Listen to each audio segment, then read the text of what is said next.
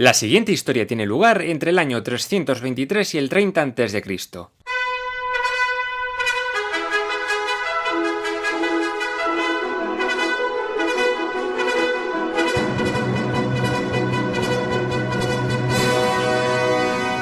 ¿Qué pasó en el imperio de Alejandro Magno tras su muerte? Cosas malas, muchas guerras y mucha gente luchando en ellas. Este periodo es quizás uno de los más complejos de explicar y resumir, enseguida veréis por qué. Estamos en el año 323 a.C. y el pobre Alejandro acababa de morir en Babilonia. Ya había tenido un hijo bastardo tiempo antes y otro chaval venía de camino fruto de su relación con Roxana, la princesa bactriana. Uno de los generales de Alejandro, Pérdicas, fue el encargado de buscar una solución en una gran reunión en Babilonia. Aparecieron dos facciones, los partidarios de mantener el imperio unido en una monarquía y los que preferían repartir las tierras conquistadas entre ellos, los diádocos o sucesores.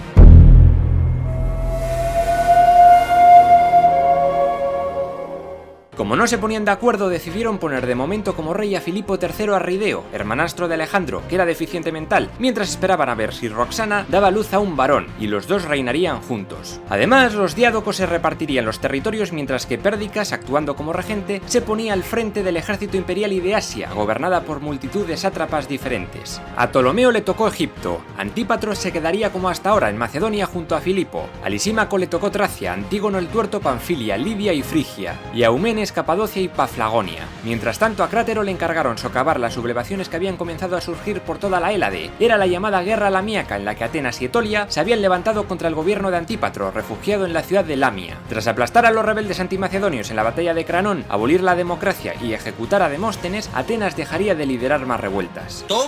Toma liada. Otra cosa que acordaron fue qué hacer con el cuerpo de Alejandro. Decidieron que lo llevarían a Pela, capital macedónica, donde le construirían un gran mausoleo. Sin embargo, ninguno de estos acuerdos perduraron. La movida comenzó en la corte macedónica, donde la madre del Magno, Olimpia, conspiraba con Pérdicas para conseguir que su nieto, el recién nacido de Roxana, Alejandro IV, gobernase en solitario, y no dependiendo ni de Filipo ni del capullo de Antípatro, que quería dividir el imperio. Además, Pérdicas fue a casarse con la primera hija de Olimpia, Cleopatra, la hermana de Alejandro. Entonces se crearon dos bandos, los que apoyaban el reino único, Pérdicas y Eumenes, y los que querían quedarse con su trozo, Antípatro, Crátero, Lisímaco, Antígono y Ptolomeo. Este último robó el sarcófago de Alejandro Magno que estaba siendo trasladado hacia Macedonia y se lo llevó a Alejandría, con el subidón que eso significaba para justificar su reinado. Y eso provocó la primera guerra de los diádocos. La acabas de cagar.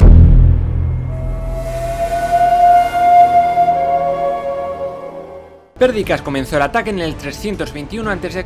Fue derecho a por el ladronzuelo de Ptolomeo, pero la mayoría de sus tropas fueron arrastradas por una riada del Nilo y el resto del ejército se cabreó. Ptolomeo les ofreció comida y se pasaron a su bando, matando después a Pérdicas. Por su parte, Eumenes mató a Crátero en Asia Menor, pero su poderío había quedado muy reducido. Tras todo esto, los diádocos vencedores se reunieron en Triparadiso, en Siria, para reorganizar los territorios. Antípatro se quedó como regente de los dos reyes en Macedonia, Lisímaco con Tracia, Ptolomeo con Egipto y Antígono Monoftalmo con Anatolia y Oriente Próximo. Además, le hacían responsable de dirigir el ejército real de Asia contra su último enemigo, Eumenes. El mayor cambio se produjo en Asia, donde se sustituyeron muchos sátrapas por otros, como Seleuco, que fue designado sátrapa de Babilonia. No me he enterado. En el 319 a.C. Antípatro murió y todo el orden conseguido se volvió a joder. ¿Por qué? Porque hizo sucesor de la regencia a su amigo Poliperconte y no a su hijo Casandro. Aquí estalló una guerra civil en Grecia en donde Casandro salió con Antígono, Lisímaco y Ptolomeo, mientras que Poli salió con Eumenes, que acabó siendo capturado por Antígono. Casandro consiguió una alianza con Filipo III y su esposa Eurídice II,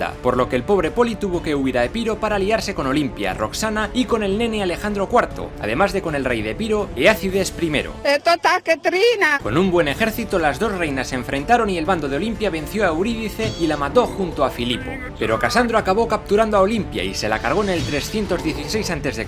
y tomó a Roxana y a su nene bajo su custodia en Anfípolis. Poliperconte acabó huyendo al Peloponeso, cuyo control mantendría hasta su muerte. Ahora Casandro era dueño de Macedonia y para justificar su poder se casó con una hermanastra de Alejandro Magno llamada Tesalónica y fundó una ciudad en su nombre, que ahora es la segunda ciudad más importante de Grecia. Un crack, sin ninguna duda. Por si no tenían ya demasiadas movidas abiertas, Antígono Monoftalmo se hizo muy poderoso en Asia Menor tras haber derrotado a Eumenes, y al mando de su vasto ejército decidió hacerse también con el control de toda Asia y emular a su amigo Alejandro. Seleuco tuvo que huir acojonado de Babilonia a la corte de Ptolomeo en Alejandría. Lisímaco y Casandro se aliaron contra el ahora ahora enemigo, Antígono. Ptolomeo y Seleuco derrotaron en Gaza al hijo de Antígono, Demetrio Poliorcetes, y viendo que muchas satrapías se levantaban, el tuerto no tuvo más remedio que firmar la paz del 311 a.C., y Seleuco pudo volver a Babilonia. Pero la paz se rompió ese año y Antígono y Seleuco se dieron de leches en la guerra babilónica, y este último se quedó con la parte este de Asia, aunque el imperio indio de Mauria comenzó a robarle trocitos. Nada más acabar el conflicto en Asia, Casandro decidió en el 309 a.C.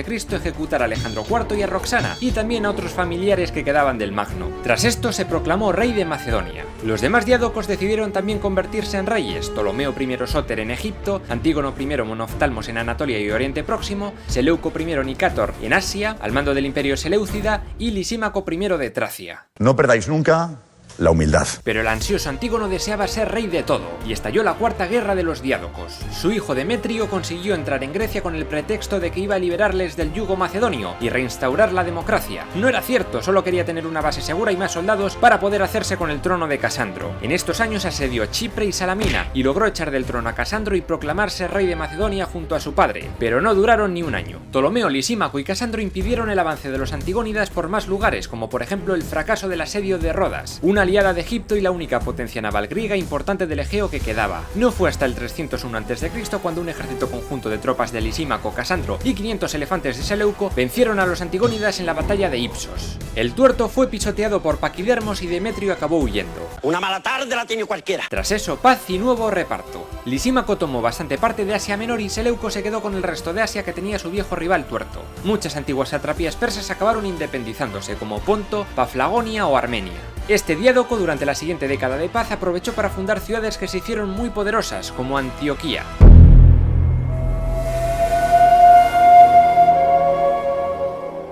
Tras la muerte de Casandro, su reino en Macedonia se desestabilizó porque sus hijos se peleaban por el trono, y Demetrio Poliorcetes logró colarse en la fiesta y hacerse de nuevo con el poder en el 294 a.C. No es por tanto una vez, han sido 2 veces. Sin embargo, las tropas de Lisímaco, aliadas con Pirro, rey de Piro, lograron capturarle y acabó preso hasta su muerte. La muerte de Demetrio fue celebrada por muchos, especialmente por los rodios, que levantaron el famoso Coloso de Rodas, una estatua gigante de bronce representando al dios Helios, que conmemoraba la derrota de Demetrio y su infructuoso asedio. Sin embargo, en el año 226 a.C. parece ser que un terremoto acabó tirándola, y allí se quedó hasta que llegaron los musulmanes y la vendieron como chatarra. ¡Qué majos que son! Pirro y Lisímaco se repartieron Macedonia entre sus reinos, pero aquello no iba a durar mucho. Ptolomeo I murió de viejuno en el 283 a.C. y le sucedió Ptolomeo II Filadelfo, desheredando por el camino a su hijo Ptolomeo Ceraunos por ser un niño rata del poder, así que el chaval huyó y se escondió en la corte de Lisímaco. Pero vio que el diádoco estaba como una puta cabra, acababa de ejecutar a su propio hijo, Agatocles, y entonces se fue a la corte de Seleuco. El chaval, junto con algunos partidarios huidos de Agatocles, le comieron la oreja al viejo Seleuco para que fuese a por Lisímaco, y este acabó aceptando, y en la batalla de Corupedio, Seleuco dio muerte a su antiguo compañero. Sin embargo, Seleuco, una vez en Macedonia a punto de tomar el poder, fue traicionado por Ptolomeo Cerauno, y el último de los diádocos acabó muerto. Antíoco I Sóter, su hijo, sería el encargado de dirigir el imperio Seleucida, que había incorporado a Anatolia, y por su parte Ptolomeo Cerauno se quedó al mando de Macedonia, pero durante poco tiempo, pues se tuvo que enfrentar a una invasión de unas tribus celtas procedentes de la Galia llamadas Gálatas, y acabó muriendo en el 279 a.C. El orgullo conduce a la caída.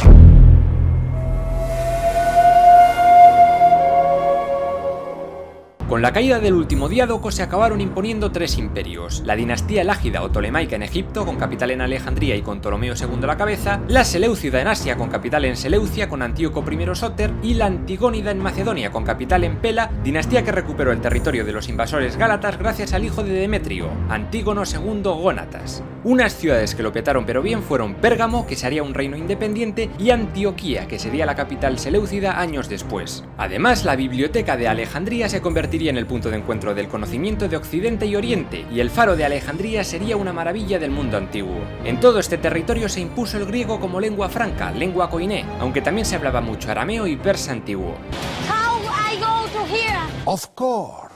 Tras mucho tiempo bajo el poder macedonio, ahora Atenas, Esparta, Acaya y la poderosa Etolia eran independientes. Además, por otro lado estaba el reino de Piro, dirigido por Pirro, que con el apoyo de Cartago comenzó a darse de leches contra Roma, que no paraba de crecer. Pirro se lanzó contra ellos en las guerras pírricas. Venció en Heraclea y en Asculum, pero como bien dice su nombre, pírricamente. Quedó muy jodido y su fracaso en la batalla de Benavento le dejó fuera de la partida. Los romanos habían aprendido a combatir contra sus elefantes lanzándoles flechas de fuego y los animales se volvieron locos. Incluso incluso se dice que también cerdos untados en brea ardiendo. Tras esto, la Magna Grecia acabó en manos romanas. Donde también hubo un torbellino de hostias fue en la Celesiria, donde los ptolomeos y los seleucidas lucharon durante un siglo por el control de este territorio en 6 guerras sirias. Este conflicto dejó a estos imperios tan acabados que en el futuro serían conquistados por Roma y por los partos. Y otra guerra estalló, la guerra de Cremónides, cuando una coalición de ciudades-estado griegas, la Atenas de Cremónides y la Esparta de Areo I, se levantaron contra el control macedonio de Antígono II con la ayuda de Ptolomeo II, cuyas ambiciones en el Egeo se veían reducidas por la influencia macedonia. La cosa no salió muy bien y los griegos volvieron a perder su independencia. La consiguieron recuperar tiempo después y crearon la Liga Etolia y la Liga Aquea. Esta última se metió en guerra con Cleómenes III de Esparta en la guerra de Cleómenes y ganó. ¡Pim, pam, tiki-taka! Durante una de las guerras sirias, Antíoco II murió y Ptolomeo III aprovechó para tomar el control de la capital seleucida, Antioquía. Esto generó muchísima confusión y algunas regiones del imperio se independizaron. Una fue el reino greco-bactriano y la otra fue Partia. Los partos eran una tribu descendientes de los escitas, criadores de caballo y buenos mercaderes. No hablaré mucho de ellos por ahora, pero más adelante darían mucha guerra a Roma. De momento Roma había tomado la Iliria de la reina Teuta. El peligro para los griegos se acercaba. Cuidado, cuidado.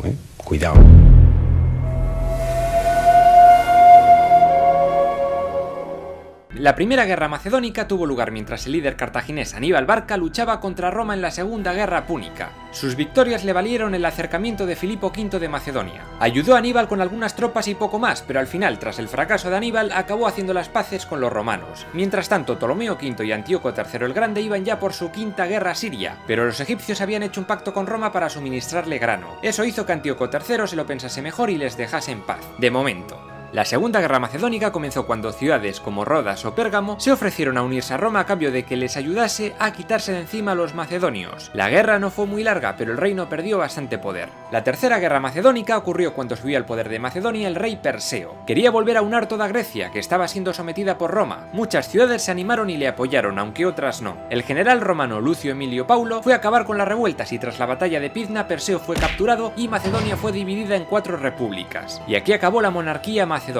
Va, estamos, vamos a levantar, podemos. Por otro lado, en el 167 a.C., Antíoco IV había logrado poner fin a las guerras sirias, pero cometió un error. Fue a Judea a ofrecer el sacrificio de un cerdo a Zeus en un templo dedicado a Yahvé, algo pecaminoso para los judíos, y lo único que logró fueron las revueltas macabeas. Esta rebelión acabó con la breve independencia de Judea, y como ya expliqué en los episodios de Israel, la celebración de esta victoria se conmemora todos los años en Hanukkah. Finalmente hubo una cuarta guerra macedónica en la que un pretendiente al trono macedónico, Andrisco, se hizo fuerte al hacerse pasar por el hijo de Perseo y comenzó a tocar los cojones a los romanos reclamando su reino. Su derrota durante la segunda batalla de Pydna acabó con cualquier oportunidad de restaurar el imperio macedonio, y tras la guerra aquea toda Grecia pasó a formar parte definitivamente de Roma, y ambas culturas acabarían fusionadas. Esto pondría las bases de lo que hoy conocemos como cultura occidental. La fuerza está muy intensa en mí. Por si no tuvieran suficiente, a partir del 144 a.C., Partia comenzó a comerse provincias del imperio seleucida, y en el 130 el reino de Pérgamo fue absorbido por Roma.